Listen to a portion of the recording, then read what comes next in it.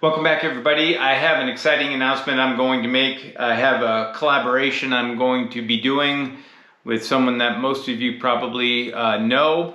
Before I do, I wanted to thank everybody who bought a rod, reached out to me, asked about the rods that I had for sale. I sold over 30 something Tenkara rods. I kept a bunch, and I'll talk about which ones I kept and why in a later video, but I do have a couple that I wanted to make you aware of in case you're still looking for one. First of all, our two Tanuki rods. One is the Outbound Adventurer 320. I've used this rod maybe about three times, I think. It's an excellent rod. I just decided to keep one of the other Pocket Ninjas instead. And I have also a couple other pocket rods, so I didn't need that many.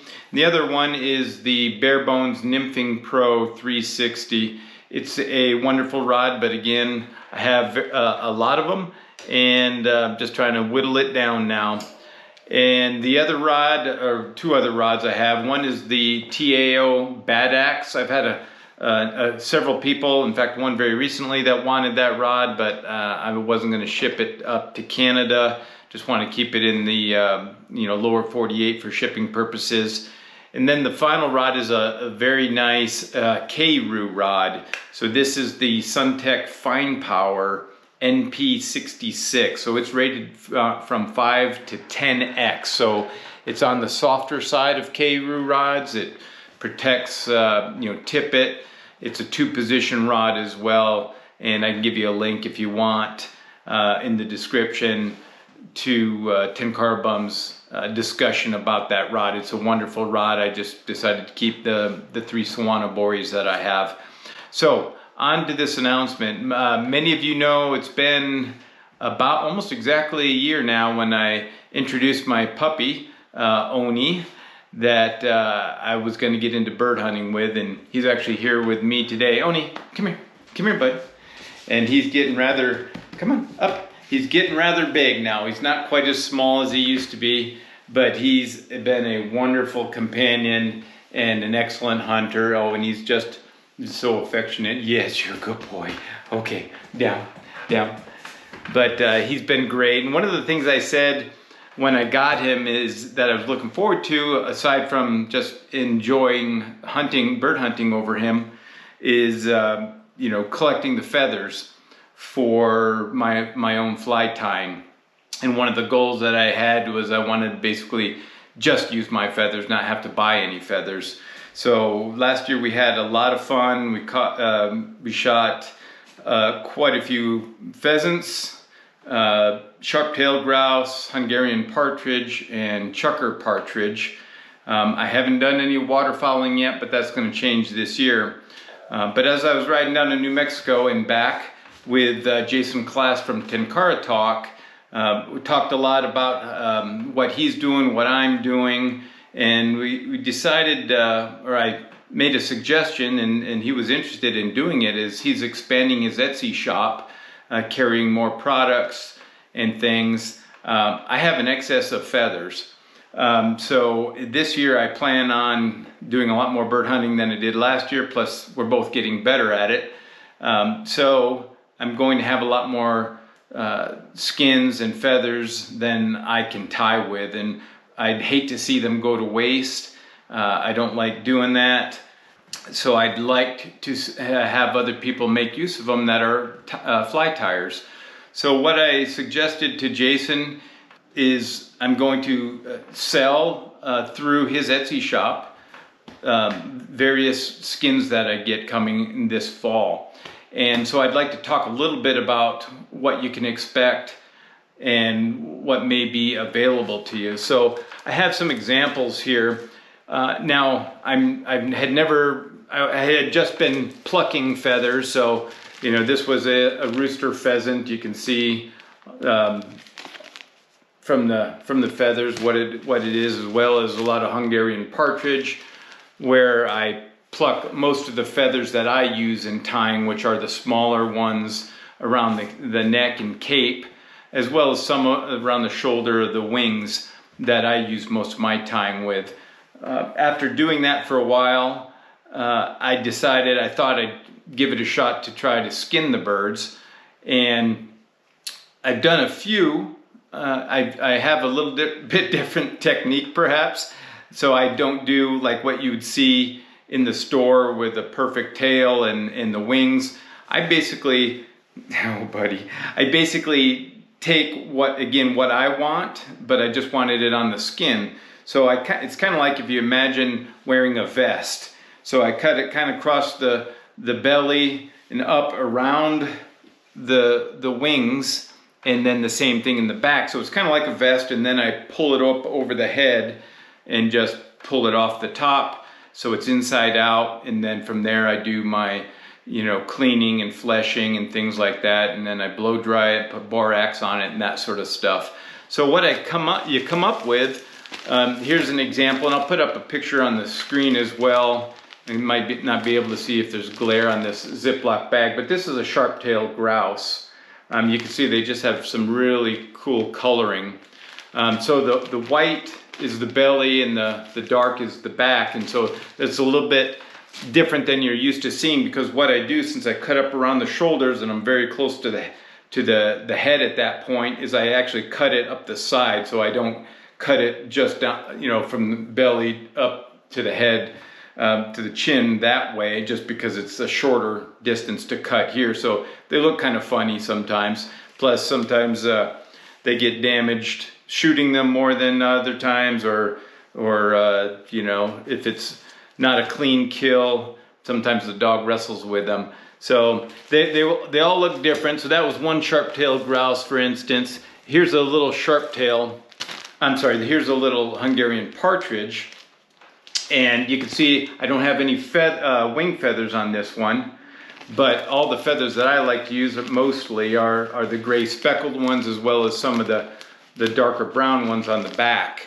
So again, you can see the back section here in the belly, so I just cut it right along the one side. Now I do still pluck a lot of the shoulder feathers, or some of the shoulder feathers that I want. It's just more hassle to me than it's worth to skin them properly and be able to collect all the feathers, because most of them, quite frankly, I don't use, or a lot of them I don't use, that are larger feathers and tail feathers and things like that. So what I'm going to do is, these are going to be very affordable. So if you're a fly tyer, or if you know anybody that's a fly tyer, and they're, Hungarian partridge, for instance, a good one, not that these are exceptional or anything like that, but just a normal one at a fly shop or online might be from $50 to $70, and these are going to be a fraction of that. I just don't want them to go to waste, and just a little bit of money just to basically cover the time that it costs me in order to clean and skin and preserve and all that kind of stuff. So they're going to be extremely affordable. Haven't worked out the pricing yet with Jason, but he's in line with me of just, hey, we want to make them available to people, increase traffic in his Etsy shop, and I just don't want these things to go to waste, because there's a lot of good tying feathers on them. So with that being said, some of the types of birds I've already mentioned. A lot of rooster pheasants, so there'll be pheasant tails if you want pheasant tails, as well as I will, can skin them out if you use a lot of the other ones, feathers on a rooster. Hungarian partridge is what I enjoy hunting the most, and it's the feather that I use the most, as well as they're very, very challenging and fun to hunt. Sharp-tailed grouse are very popular around here. A lot of them that I've hunted are just 15 minutes from my house. I may have sage grouse on occasion, as well as chucker partridge. So they're not very popular here in Montana. They are certainly in Nevada and Idaho and Oregon and things like that. So I do plan on making a couple trips for those. So I may have a few of those skins and feathers available. So in addition to the partridges and sharp-tailed grouse and sage grouse and chucker partridge, various mountain grouse will also, on my hit list, if you will. So ruffed grouse, blue grouse, spruce grouse.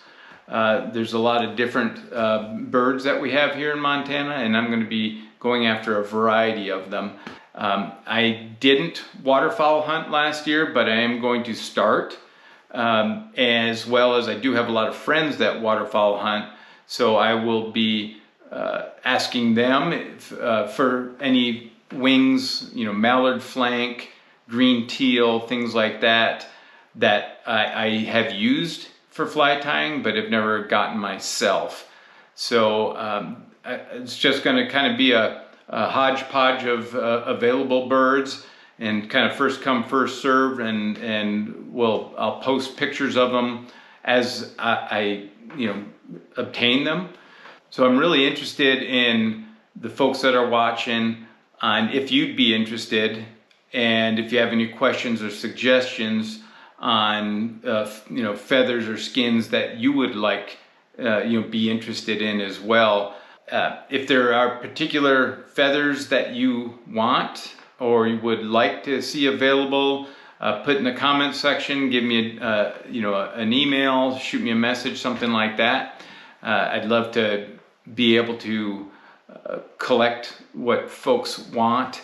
And I mean, to me, it's bird hunting, and it's just different experiences with my dog, so I'm not too particular on what it is other than partridge, which I use mostly myself. So most of the bird hunting I do starts in October, and it goes into the early part, January and February of the following year. So I have like 5, almost 6 months of solid bird hunting that I'll do, which is what I did this year, and didn't do a whole lot of winter fishing. Or even fall fishing for that matter. But I do have a couple skins right now. Mostly I have a couple sharp-tailed grouse. I gave away a bunch to friends and fellow fly tyers that went down in New Mexico and things like that. I do have a couple sharp-tailed grouse skins now, as well as some bags, Ziploc bags of sharp-tail, rooster pheasant, and a couple Hungarian partridge. So I don't know, again, on what these are going to be priced at. I may give some of these away in a drawing or something like that here in upcoming weeks, but shoot me a message if you're interested, and we could certainly work something out. I just hadn't thought that far ahead yet. I do know the majority of the feathers and skins that I'm going to have will be this fall, and you know, through the next winter as I just get into this. This was just I didn't intend to do this. I just realized I was collecting more feathers and skins than I could use, and don't want to waste them. So that's the announcement that I was excited to make. Is I'm going to be collaborating with Jason. He's excited, like I said, to expand the offerings on his Etsy shop. He has the whole setup. So he would take, I would let him know what's available, what I have. He would take the orders over Etsy, and then I would ship them out from here in my home. And all of these birds, with maybe a few exceptions, and I would be transparent about that. But all these are fair chase, just me and Oni going out and getting them for the most part, with the exception of some of the birds that I don't hunt, and at least initially waterfowl.